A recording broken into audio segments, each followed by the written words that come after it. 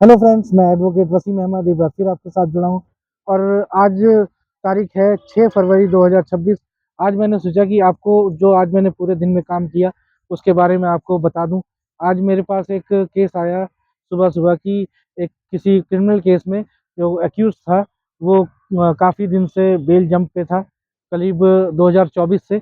उसमें 4-5 डेटें लगी हुई थी केसों में, और उस चार पिछली 4-5 डेटों से वो बेल जंप पे था और उसके अरेस्ट वारंट इशू हो रखे थे। तो जब उसे पता लगा कि मेरे खिलाफ अरेस्ट वारंट इशू हो रखे हैं तो आज सुबह मेरे पास आया। तो मेरे से बोला कि मेरे को बेल करवानी है।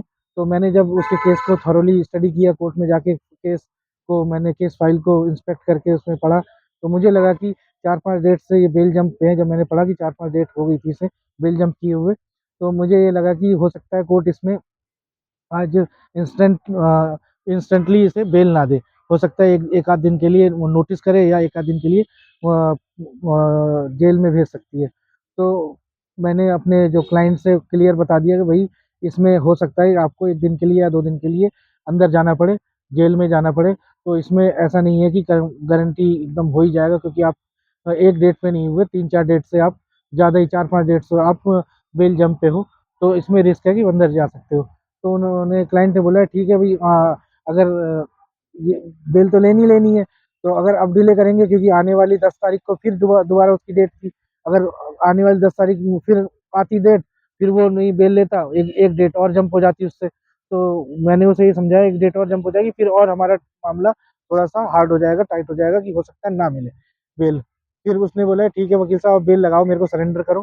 तो मैंने सरेंडर कम बेल की एप्लीकेशन मूव करी कोर्ट में, और उसे 10:30 बजे उसे कोर्ट में प्रेजेंट कर दिया, सरेंडर कर दिया। और कोर्ट से मैंने बहस करी और अपनी बातें सारी रखी। जो रीज़न था उसका ना आने का कोर्ट में 4-5 डेटों से, वो रीज़न जेन्युइन था, और उस रीज़न को मैंने कोर्ट के सामने पुट किया, कोर्ट को कन्विंस किया, और कोर्ट सेटिस्फाई होने के बाद और उस कोर्ट ने आज ही हाथों हाथ उसे बेल ग्रांट कर दी। और बस मैंने ये कोर्ट को अपनी एक विनती की, कोर्ट से सबमिशन रखी कि इसे जेल में ना भेज के इस पे अगर हैवी कॉस्ट लगा दी जाए या हैवी फाइन लगा दिया जाए, तो भी मैं इसको कॉस्ट देने के लिए रेडी हूँ। तो कोर्ट ने मेरे ऊपर हैवी कॉस्ट लगाई मेरे क्लाइंट पे। और आज ही अभी 4:30 हो रहा है, शाम के बज रहे हैं 4 बजे, हम उसे बेल बॉन्ड और श्योरिटी बॉन्ड्स वगैरह और 446 के जो सीआरपी सेक्शन 446 सीआरपीसी में जो फोरफिटेड का बेल बॉन्ड होते हैं उसे भी फर्निश किया मैंने, और फ्रेश बॉन्ड्स फर्निश किए, और उसे बेल मिल गई। तो आज काम अच्छा, काफ़ी अच्छा काम हुआ, जिसमें मेरे को लग रहा था कि बेल नहीं होगी, जहाँ तक मेरी उम्मीद थी, क्योंकि आज से करीब 7-8 महीने पहले एक केस मैंने और ऐसे ही किया था, जिसमें कोर्ट ने 2 दिन के लिए जो एक्यूज था उसे भेज दिया था। इस वजह से अक्सर जनरली ये देखा जाता है, जनरली कि जब बेल जंप में एक्यूज आते हैं तो उन्हें 1-2 डेट पे तो कोर्ट छोड़ देती है, लेकिन 4-5 डेट जैसे हो जाती हैं, इससे ज़्यादा हो जाती हैं, तो कोर्ट उसको एक सज़ा के तौर पे, कि आपने कोर्ट की आदेशों का पालन नहीं किया, कोर्ट की तारीख पे नहीं आए, तो इस वजह से उसको एक आध दिन के लिए अंदर भेज देती है।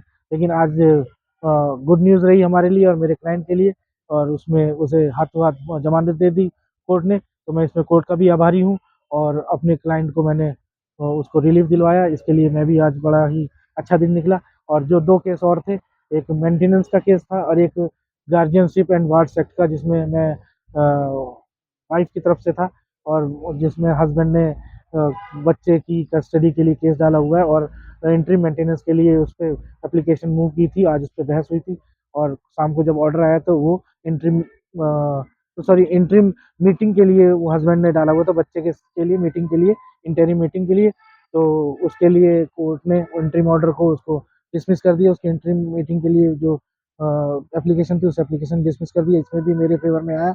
और दूसरा एक डीवी एक्ट का था, उसमें अभी 4 बजे बुलाया था, अभी मैं नहीं गया हूँ। उसमें क्या ऑर्डर आना है, उसमें ये था कि मैंने एक केस फाइल किया हुआ था डीवी एक्ट का, हस्बैंड और उसके जो फैमिली मेंबर्स हैं, तो हस्बैंड को तो इन्वॉल्व किया हुआ है उसमें, बाकी 5 में फैमिली मेंबर्स और थे, 2 से लेकर 6 तक। उन फैमिली मेंबर्स को अपोजिट पार्टी ने डिलीशन की एप्लीकेशन लगाई थी, और उस पे आज बहस थी, उस पे सुबह बहस करी, और अब उस पे ऑर्डर आना है, वो मैं ऑर्डर आते ही आपको फिर अपडेट कर दूँगा।